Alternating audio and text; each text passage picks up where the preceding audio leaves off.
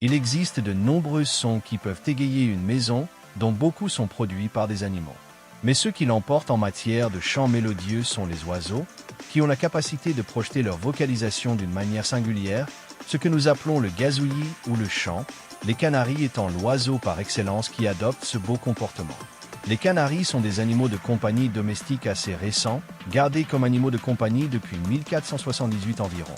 Ils sont arrivés en Europe depuis les îles Canaries et se sont depuis répandus dans une grande partie du monde. Les Espagnols contrôlaient initialement la population en ne commercialisant que les mâles. Plus tard, un grand chargement de ces oiseaux s'est échappé et ils se sont rapidement reproduits dans toute l'Europe, donnant naissance à différentes races selon les régions où ils étaient élevés. Il existe 3 caractéristiques principales cultivées pour former différentes races. La couleur, leur spectre pouvant aller du jaune, orange, rose, au plumage panaché, le chant, élevant les canaris pour obtenir le chant le plus mélodieux possible, et la forme, recherche de taille, forme des plumes, entre autres phénotypes. Ces 3 types donnent naissance aux différentes races de cet oiseau chanteur. Tous les oiseaux en captivité ont besoin d'une cage où ils peuvent étirer leurs ailes d'un bout à l'autre sans toucher les barreaux, minimum en largeur et longueur. En hauteur, comme ce sont des oiseaux qui volent, il faut un toit suffisamment haut pour qu'ils puissent voler sans le heurter. Une taille idéale pour les canaris est donc une cage d'eau, moins 50 cm dans chaque dimension. Chaque paroi devrait avoir un perchoir. Son diamètre doit être adapté pour éviter que les ongles des doigts antérieurs et postérieurs ne se touchent, mais permettre à la pâte de l'entourer aux 3 quarts. Il doit être en bois, ce qui aide à user les griffes et ralentit leur croissance. Malgré cela, il faut leur couper les griffes périodiquement pour qu'ils puissent bien s'agripper au perchoir. Si on souhaite les reproduire, il faut une séparation pour les garder à part, et lorsque le mâle commence à chanter, on le met avec la femelle, seuls les mâles chantent. Comme jouet, on peut mettre un miroir, surtout s'ils sont seuls. Leur reflet sera identifié comme un congénère et ils tenteront de se courtiser. Ils doivent avoir un récipient d'eau en permanence, qui peut être assez grand pour qu'ils puissent s'y baigner quand il fait très chaud. La nourriture de base est des graines d'alpiste, qu'ils ouvrent avec leur bec, laissant des coquilles partout, surtout sur la nourriture non consommée. Il faut donc retirer ces coquilles pour qu'ils puissent se nourrir à nouveau. On peut aussi leur donner des fruits comme de la pomme, de la poire, voire de l'orange, pour varier leur alimentation. Il est important de leur donner des vitamines et minéraux, surtout s'ils sont nourris exclusivement d'alpistes.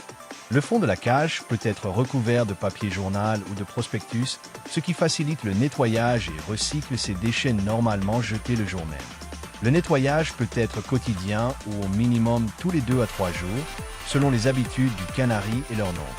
La nuit, il est impératif de couvrir complètement la cage avec un tissu pour éviter les changements brusques de température, car il pourrait être retrouvé mort au matin pour cette simple raison, comme c'est le cas pour tous les oiseaux, surtout si laissés à l'extérieur.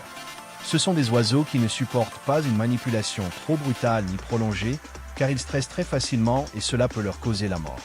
Parfois, simplement les attraper peut les tuer, surtout s'ils n'y sont pas habitués depuis leur plus jeune âge.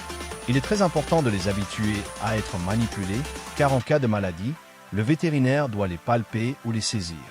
S'ils sont malades et manipulés, cela peut précipiter leur fin. Pour éviter cela, un examen physique devrait se faire visuellement. Observez leur posture, leur respiration, s'ils mangent, si leurs plumes sont ébouriffées ou s'il y a de la diarrhée. Ne les manipulez que si nécessaire. Il faut noter que ce sont des animaux proies. Quand ils sont faibles, ils sont les premières cibles des prédateurs. Ils cachent donc souvent leur maladie, et quand ils semblent mal en point, le processus est déjà très avancé. Dès qu'on détecte quelque chose, il faut les amener chez le vétérinaire le plus tôt possible.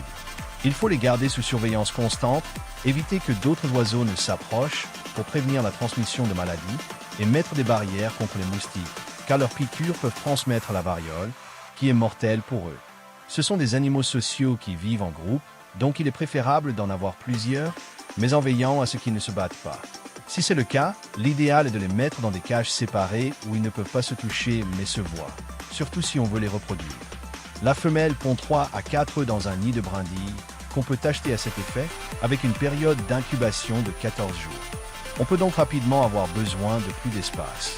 Ces oiseaux étaient utilisés dans les mines pour tenir compagnie aux mineurs et offrir un son autre que le bruit des pics. Leur rôle principal était de détecter le gaz, notamment le monoxyde de carbone, un gaz incolore et inodore qui peut asphyxier.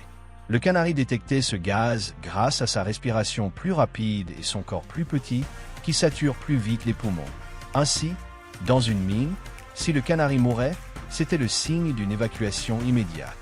Aujourd'hui, des équipements technologiques détectent les fuites, rendant la méthode du canari inutile, sauf comme compagnon.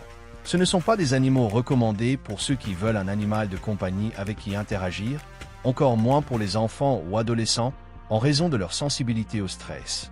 Mais ils sont très populaires auprès des adultes, notamment des personnes âgées, qui cohabitent et les élèvent, en faisant un compagnon très précieux pouvant vivre de 10 à 15 ans.